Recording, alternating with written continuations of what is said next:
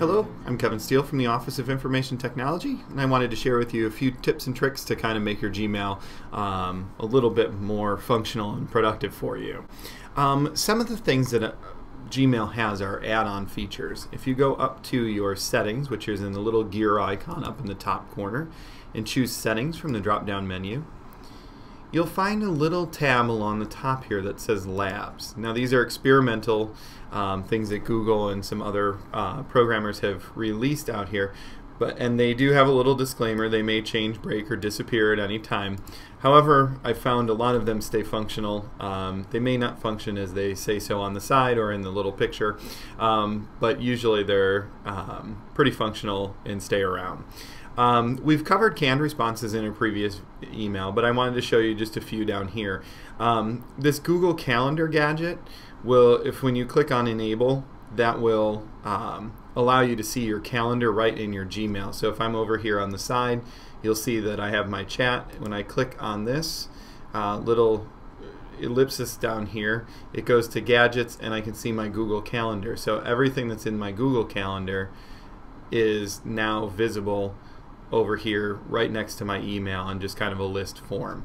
I could also keep my calendar open in another tab or another browser.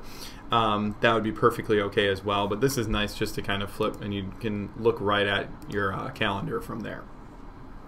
The other one is the undo send. This is extremely useful. What this allows you to do when it's enabled is to send an email directly through and kind of put a stopgap on there, so as it's sending and you see the typo, you can actually click undo on the top. So if I will come over here and I'll compose a new email, and I'll email my and let's see, just in case it gets there. So I can type an email to Becky, and when I hit send, you'll notice up here it says you can undo your message.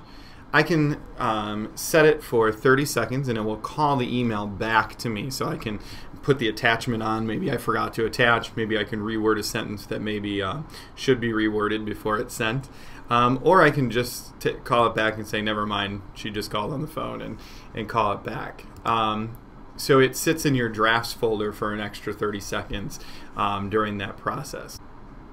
The other one that I like here is the unread message icon, and you can also just search up here too. So if you knew of, so if you're looking for the ones that were featured in this video, you can just type their titles in there and it will search for those. But when that one is enabled, what that allows you to do is it adds this little button up here.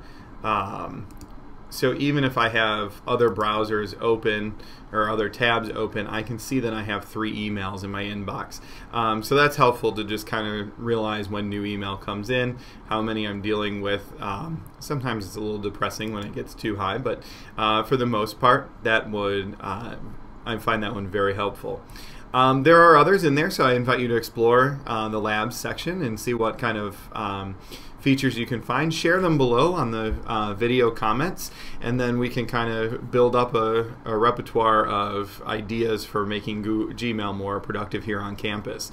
If you have any other questions, please email me, kevin.steele@valpo.edu, and thank you.